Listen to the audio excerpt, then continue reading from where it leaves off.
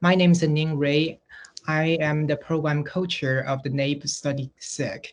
As the moderator, I'm happy to introduce you to our panelists today.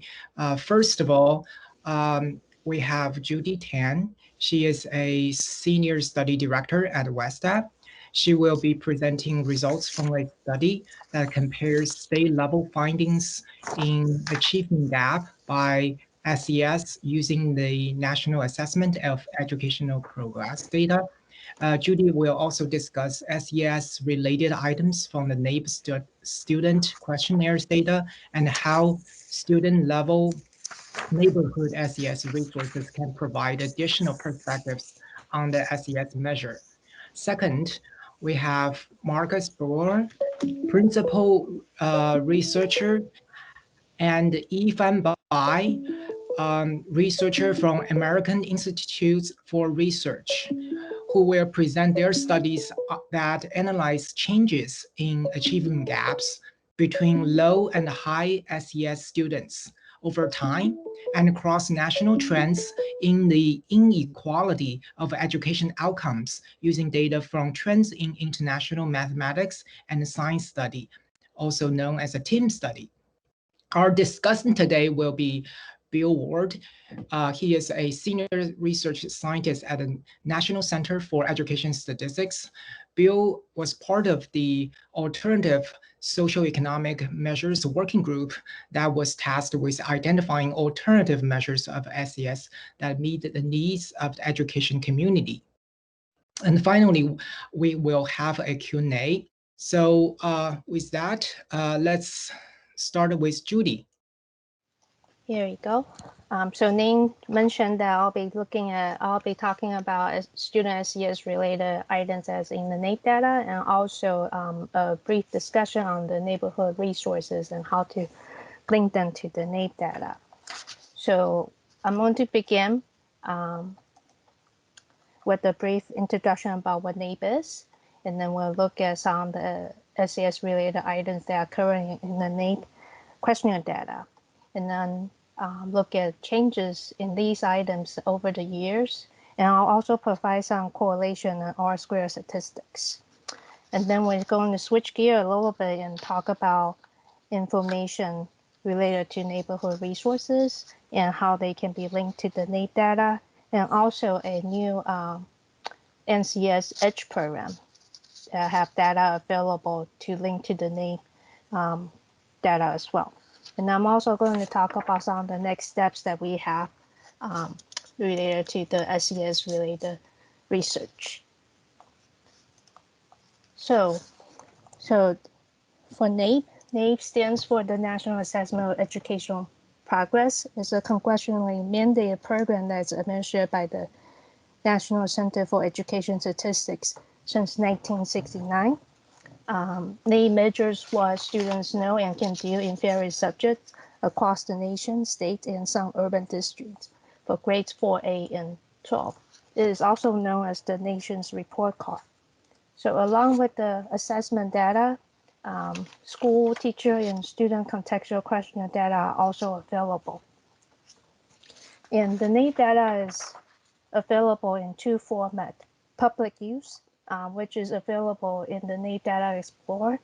And here's the link that you can find more information and even do some analysis if you like. And the NAEP data is also available as a restricted use data.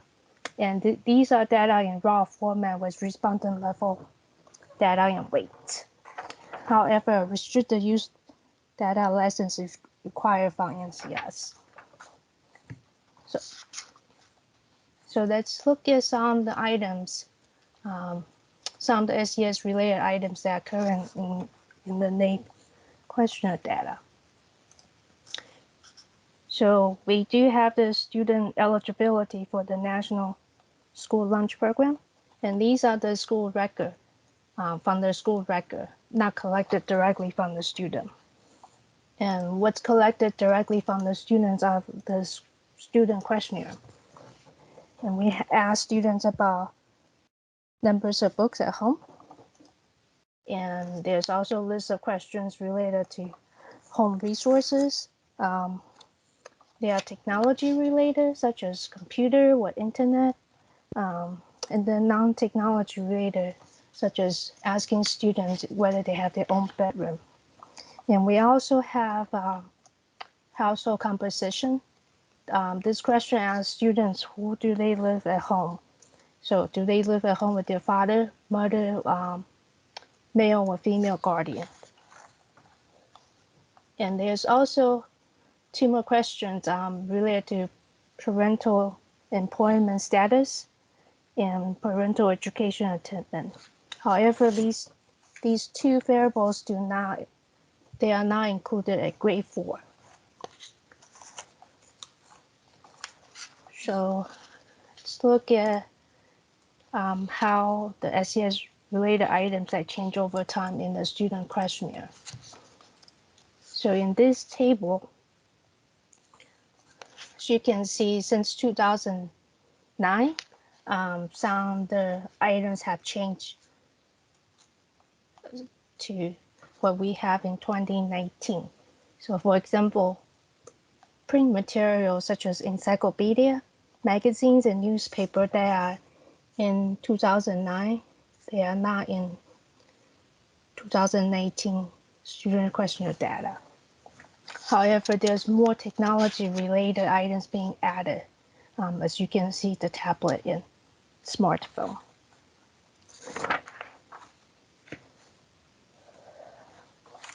So next, I'm going to share some correlation in R-squared statistics that we did in a study looking at these student SES-related items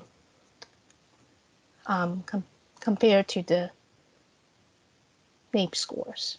So here on the top table, these are the correlations that we conducted, where we provided for grade 4 and grade 8 mathematics and reading assessment using the NAEP 2017 data. So as you can see, the correlation are pretty strong for the school lunch variable, numbers of books at home, computers and internet, dryers and dishwasher. However, when you look down to for the own bedroom and smartphone, they are weaker in comparison. And then when we look at the bottom table, which are the R-squared values that help to account for the variabilities in student performance in the NAEP assessment, we see that the school lunch variable accounts for around over 10% to close to 15% across the grade level and assessment. In numbers of books at home, they are very similar for grade A mathematics and reading. And then the rest of it all capture various degrees of variability in the NAEP scores. So now let's switch gear a little bit and look at neighborhood resource. So why is information about the neighborhood SES resources important for research? We know that the neighborhood in which students reside provides additional access to financial, social, cultural, and human capital resources that do not come directly from the family. And these are such as access to Wi-Fi, high-speed internet, availability of public libraries, museums, community or youth centers, and even parks are very important that provide additional education-related resources for students. And for neighborhood information, there are various data sources are available for linking to large-scale student achievement data such as NAEP, and it's making it very feasible to include such information like neighborhood income level. And some of you probably wonder, how can we link it to NAEP? So in the NAEP data, there's in the student files, there's the student zip code data. And there's also student school information such as the NCS school ID and school names that can be used in the restricted file. And district and state information are also included in the student questionnaire data. So I'm going to share with you a study that we conducted that uses student neighborhood income level. So we used the NAEP 2015 grade 8 mathematics data and linked it to the American Community Survey and came out with the student neighborhood income level variable. So we wanted to look at various SES models in comparison to the student school lunch eligibility. So here's the table of our results. The first column is basically listing our models. So we have the base model, so just the mathematics achievement scores. And then we have the student eligibility for NSLP, and then the parental education attainment, and then the availability of home resources composite measure, which were the items that are for the home resources, such as the numbers of books at home, whether students have access to internet or computer, or any other of the list of questions that were included in the 2015 student questionnaire for the home resources. And then we have the linking variable of the student neighborhood income level.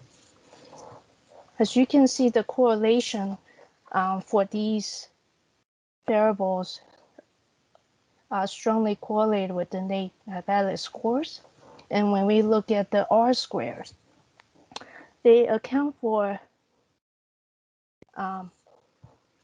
quite a lot for the variability in the NAEP mathematics scores. And especially when you look at the difference in the R square that are from the base model. So even with the neighborhood income level, it's still capturing a little over 3% of the variability that we see in the student scores. So, and let me move on to introduce you the NCS EDGE program. So the EDGE program stands for the Education Demographic and Geographic Estimate. It designs and helps information and resources to help understand the social and spatial context of education in the U.S. And here's a link that you can find out more information. The EDGE program uses data from the U.S. Census Bureau's American Community Survey and spatial data that are collected by NCS and the Census Bureau. And so if you go to a website, you'll find 3 different types of data. So first you will see the demographic data, which is a ACS education tabulation. These includes the socioeconomic and housing variables. And then you see the geographic data, which is very useful in linking to other data sources. And then you have the economic data, which provides a neighborhood poverty estimate at the school level, and it's for public schools only. And then there's also economic data related to the comparable wage index for teachers. So given all I have said, here are some of the next steps that we have in our research. So we want to update the current research with the NAEP 2019 restricted use data.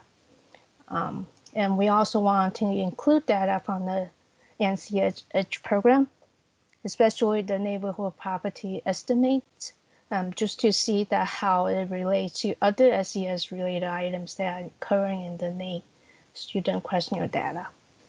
And we also plan to explore the IRS test statistics that have the zip code data that can be linked to the NAEP student data.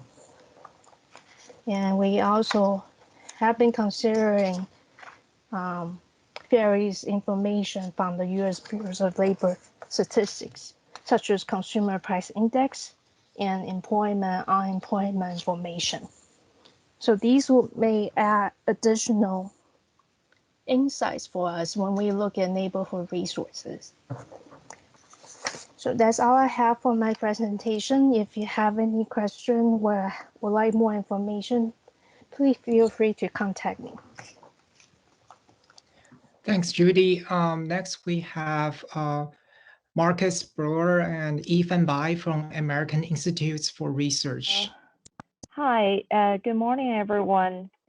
I'm Ethan Bai from American Institutes for Research. I'll be co-presenting with Marcus today on the topic of social economic inequality and educational outcomes. So before we started, I would like to give you a quick overview of the presentation. So I will talk about the background and literature and then introduce the research questions for two of our studies. And then Marcus will present the data and methods that are commonly used for both of the studies. And then we'll share the findings from each study. And then at the end, we'll have a discussion. So in terms of the background, so when we talk about educational inequality, we usually refer to two types of inequality. One is inequality of outcomes, and that is the degree of variability in students' educational achievement. In other words, if you look at a society, you would find the distribution of students' performance, and in some societies, you will find a tight distribution, suggesting that students are performing similar to each other, close to the mean. And then in other societies, you may find a widespread distribution. So that's the inequality of educational outcomes. And then the other type would be inequality of opportunity, that is to which extent students' predetermined characteristics, including gender, race, ethnicity, family background, to which extent those characteristics influence students' performance. And if there is one thing we all agree, that would be students' family SES is important and always positively related to students' performance. It means that students from higher SES background tend to have better educational outcomes. So there is always an achievement gap between students from different SES backgrounds. And this achievement gap could be different for different societies, and could be different over time. And all education systems share the same policy goal, which is to reduce educational inequality. And one way to do it is to provide support for children from low-income families. And here I'm just listing some examples in terms of policies implemented in different countries. And most of the policies focus on providing affordable educational services, or giving tax benefit for low-income families. And we for each of the policy, it's important to evaluate if it worked, right? Because it's a great investment for to do, and we want to know if it helped low-income families. And but also with all these policies together, it is critical to track if there are any changes at the society level. For example, with all of these changes if a society was able to reduce educational inequality, that is to reduce the gap between children from different SES backgrounds. And that's what we want to study. And then on the other hand, we also know things change at the society level. For example, this book I really like. It's written by Putnam in 2015. It's called Our Kids, and it's about the American Dream in Crisis. Basically, the author asks the question, how have families, parenting, and schooling changed over the past half century in the United States? And he argued that in almost every aspect, including family structure, parenting style, and so on, that children from affluent backgrounds now have more advantages than their equally affluent counterparts did in the past. Meanwhile, children from poor backgrounds do not gain any more advantages compared to their peers did a long time ago. That means the gap between these two groups has been growing over time. And however, there are not much empirical studies on this topic. So here I'm sharing 3 important work. And the first one is from Sean Reardon in 2011, and it's Reardon used multiple data sets and found that in the United States, the income achievement gap has been widening. However, the parental education achievement gap has been constant and unchanged.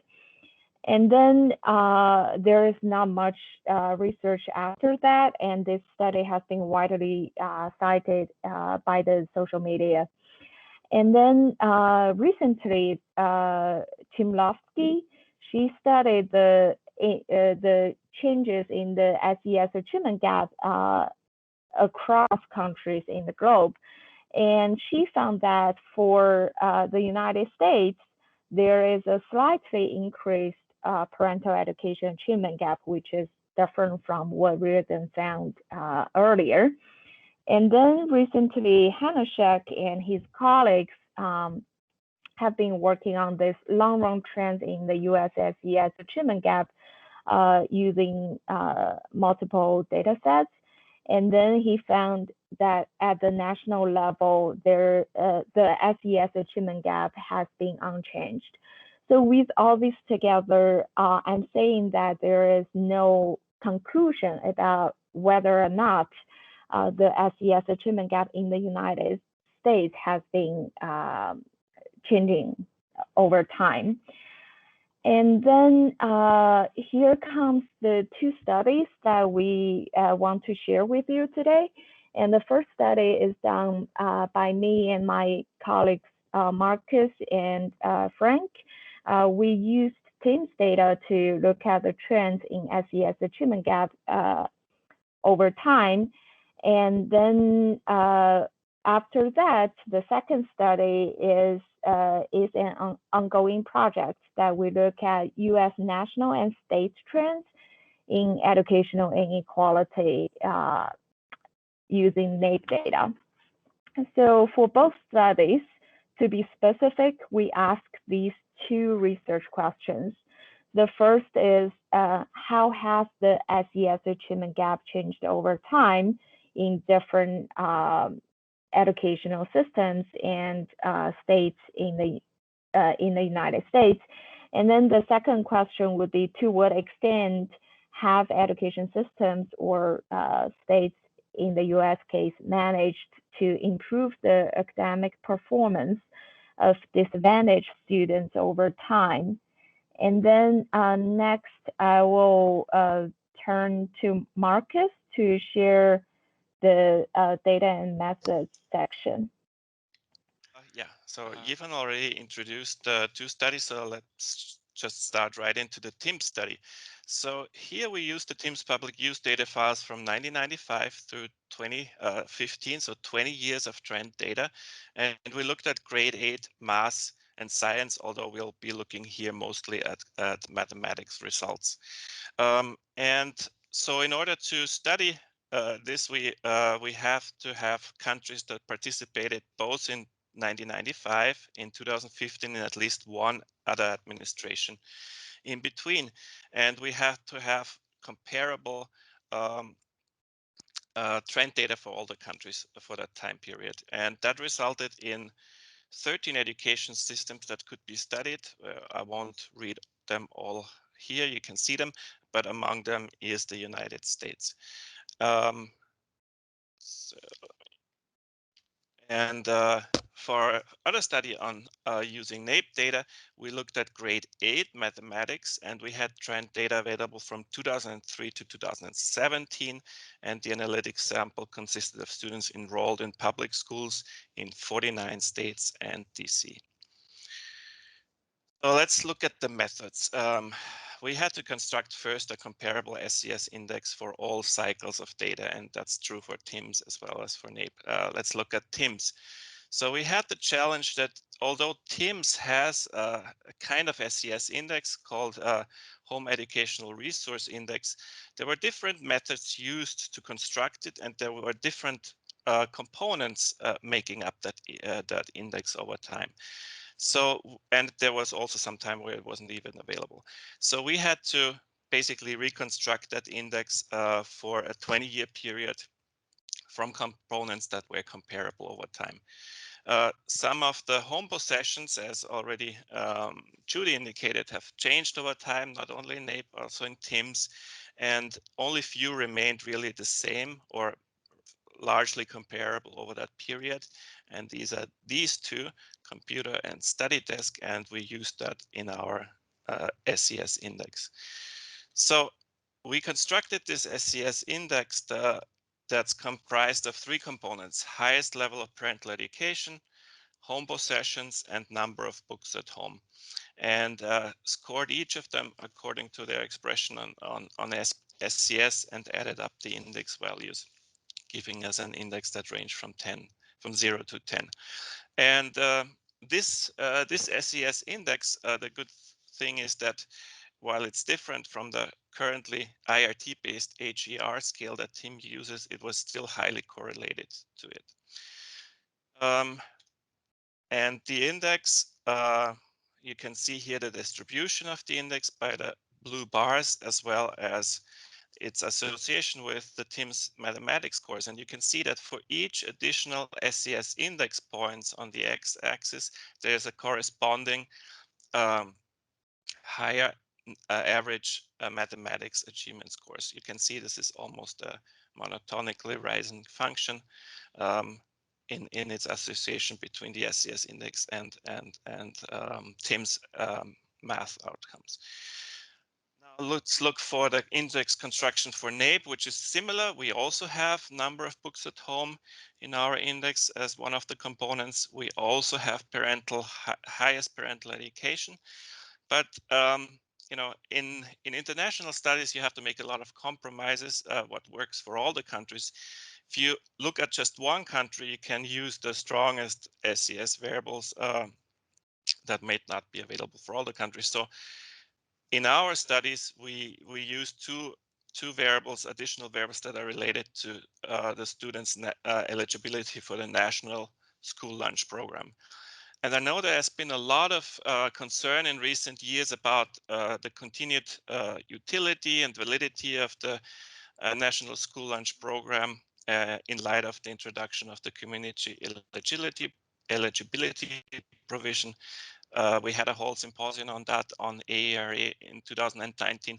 Our research points to still continued utility and validity of NSLP status for looking at SES at the national level and at the state level, although of course there are some problems at the district level for that. And it's a very strong predictor of NAEP performance. It is, just to give you a comparison, NSLP eligibility alone basically this binary poverty indicator accounts for more variance in mathematics performance than the entire PISA SES index for the US sample. So the NSLP is an important component of that index, but it is definitely better used within an index than alone. And the other NSLP related component is the percentage of students eligible for NSLP at the sampled schools. Thankfully, Judy already talked about neighborhood or school SES, so I don't need to spend more time here. It explains additional variation in student performance, and it's clearly SES related. So we really feel strongly about this SES index, NAEP SES index. It's useful research, useful for research, but easy to understand in how the components are made up and scored. It explains a substantial amount of variance in student performance, more than NSLP alone, but also more than any other SES index employed in similar large-scale assessment. And it also better accounts for the achievement gaps in the US than NSLP or other SES indices. And it functions similarly across different racial ethnic groups, as well as similarly across different states. So let's look at the methods. In order to look at SES achievement gaps, we first had to define the top and bottom SES, the low and the high SES students. And we specifically looked at the top and the bottom SES quartiles. And we need to define this for each education system and each year. And why is that? So one thing is it needs to be relevant for the education system or the state that we're studying.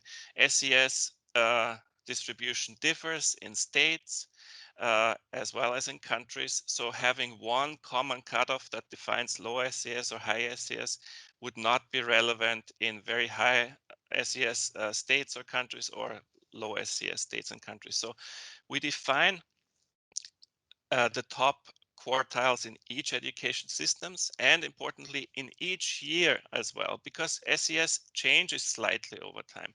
So in order to look at the difference between high and low SES, we calculate it every time for every administration as well as in each education system. So how do we get to the top 25% and bottom 25%? So that's not so easy in a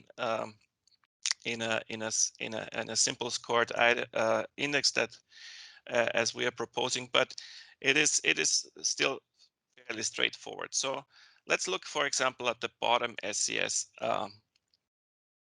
the bottom 25 quartile of bottom quartile of SES.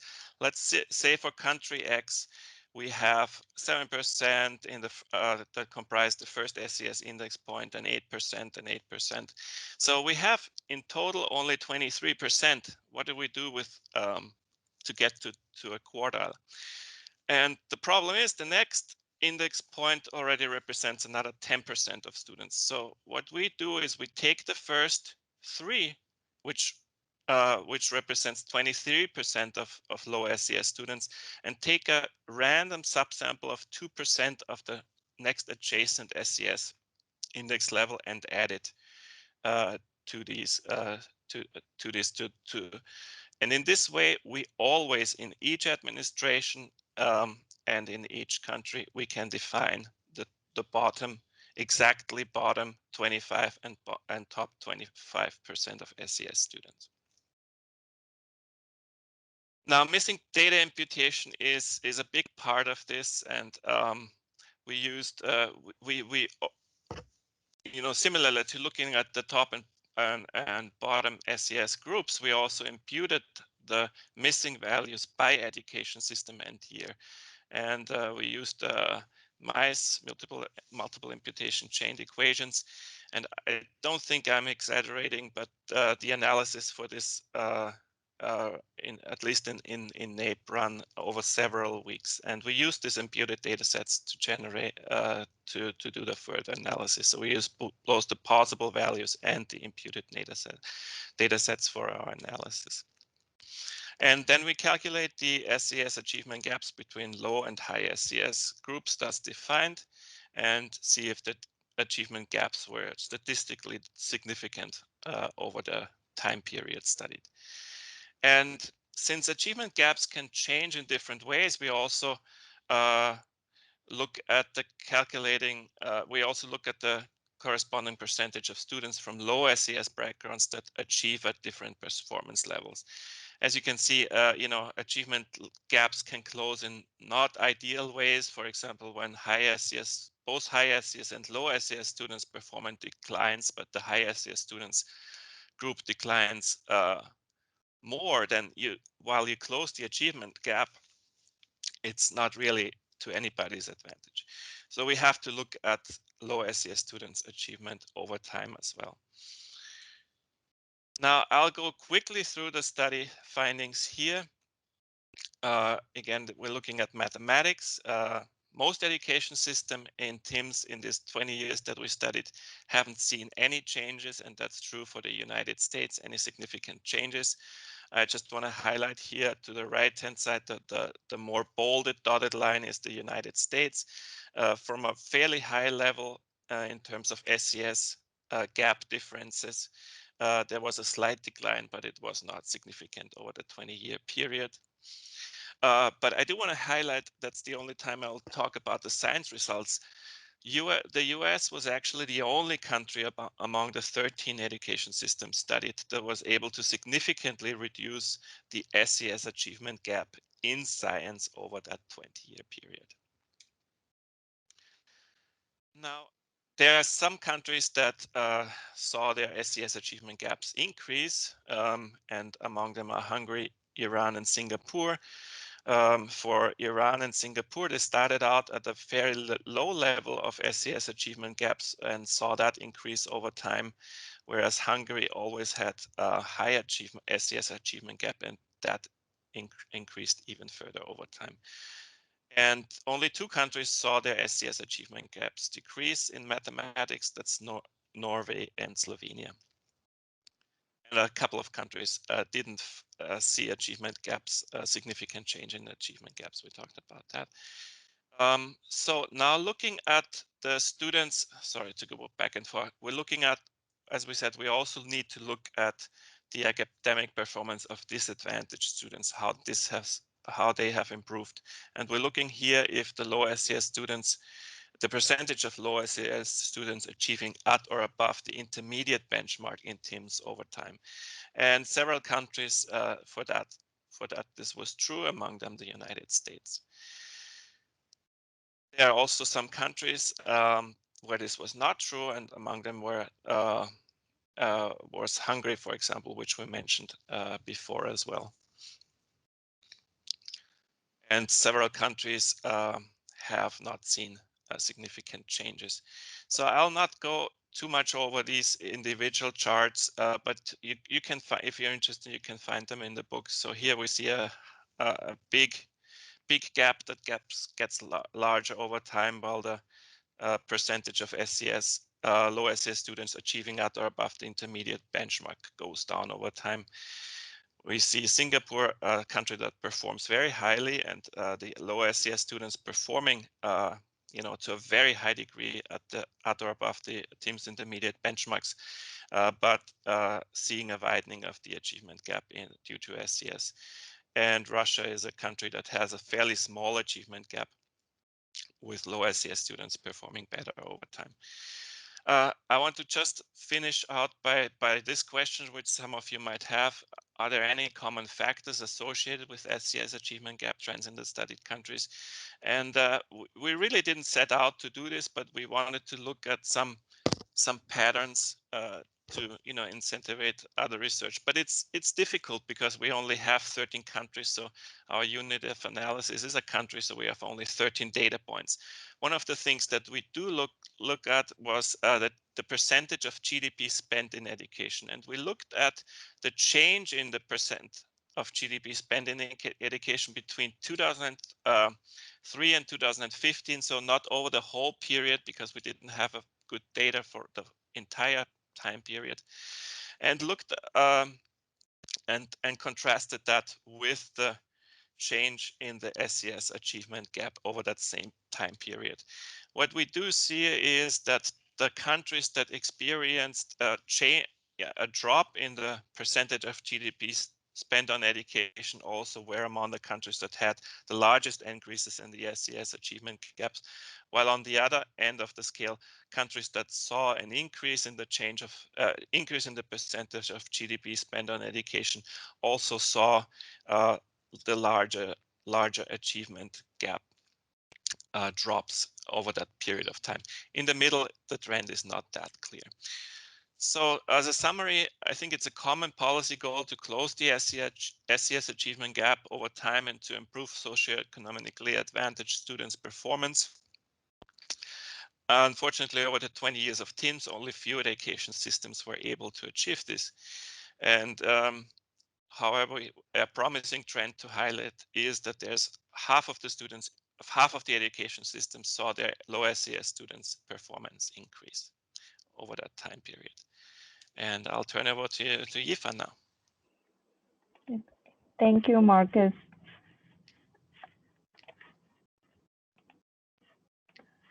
All right. So I'll share the findings from NAEP. So at the national level, we find that the achievement gap has remained the same at the national level. So because both high SES and low SES students' performance improved slightly together. And this is consistent with what we found in the earlier TIMSS study as well. And then when we look at the state level results, we do see some variations. First, most of the states, that is 34 out of the 50 states or jurisdictions presented here, showed no statistically significant changes in the SES achievement gap. And I listed the names of the states here, so I'm not gonna read them out. And then we do see 14 states showing a significantly widening achievement gap over time, and it is shown in this figure from the left, ordered by the size of the changes to the right, so that you can see Vermont increased by 5 points, and District of Columbia showed the biggest increase in the SES achievement gap, that is 21 score points.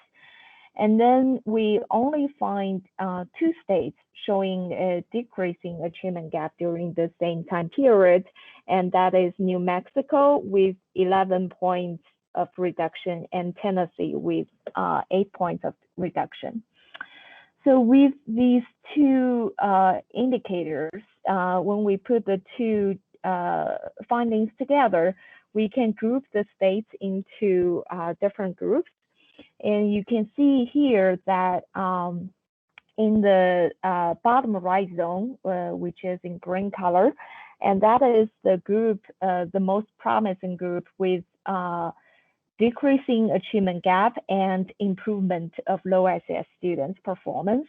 And then in the upper right zone, the yellow one, you see the states that showed widening achievement gap, but meanwhile, luckily their low SES students' performance have been improving as well. And then the red zone is the states that would be a little bit worrisome in terms of widening SES achievement gap and decline in their low SES students' performance. And so with these variations, I'm just gonna show a few examples of each state.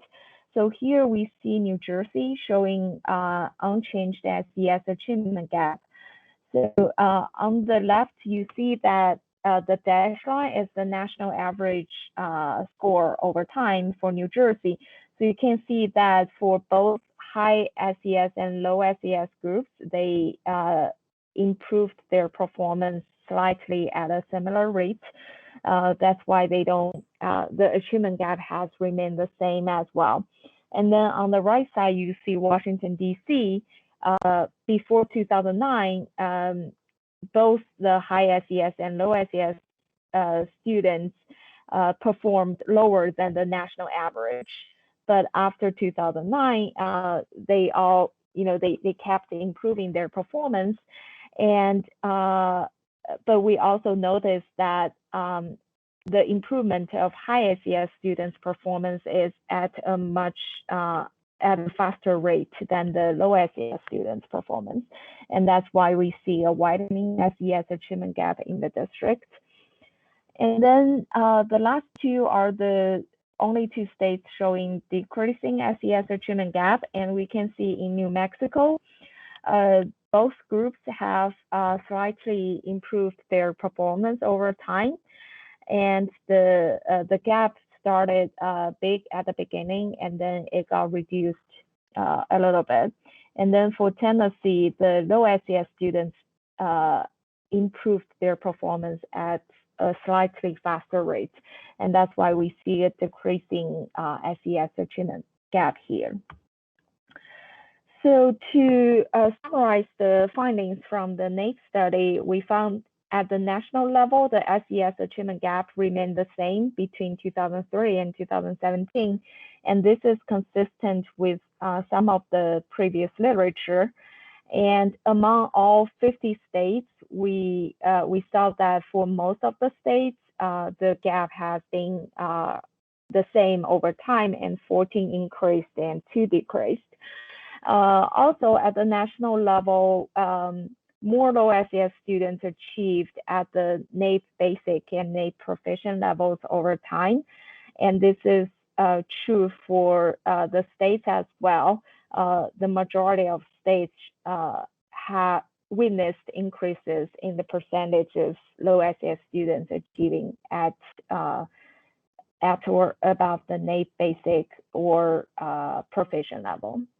So to conclude, I think it's important to keep in mind that with the comparative studies, either between education systems or between states within the United States, we want to learn something from others, and we can't really answer the question what can be learned, but we do find that some states or education systems were able to improve disadvantaged students' performance.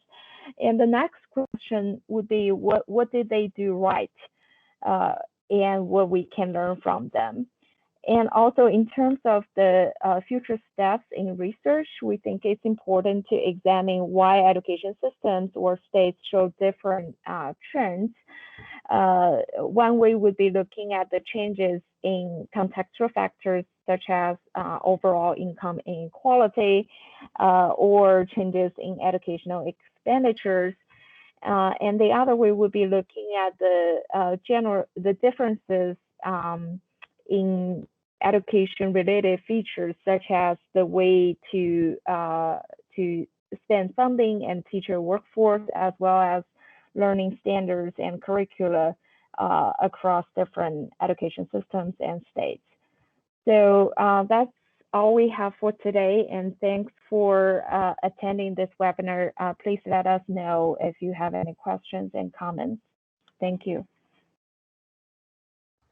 Thank you, Yifan and Marcus. Next, we have Bill Ward from NCES will comment on the studies. I'm Bill Ward from NCS, the National Center for Education Statistics, and at the U.S. Department of Education. And I know we're getting close to the hour, and I do want to leave some time for questions so we can have a little feedback with the presenters. And I don't have any slides, but I did want to point out or pick up on a couple of things that were talked about that I think may be of interest to the people listening. One is in the meeting chat, I gave the website URL to the EDGE program, the demographic and geographic estimates that are being done at NCS, and just wanted to talk briefly about those. So we are trying to incorporate this into this SES work. And one of the things is that the EDGE program uses, as was mentioned, the American Community Survey, so from the U.S. Census Bureau. And really what the EDGE program is doing, my colleague Doug Gavert at NCS, they're trying to provide collections of characteristics that are specific for school-age kids and their households. So again, that's kind of the power of the ACS, is the households.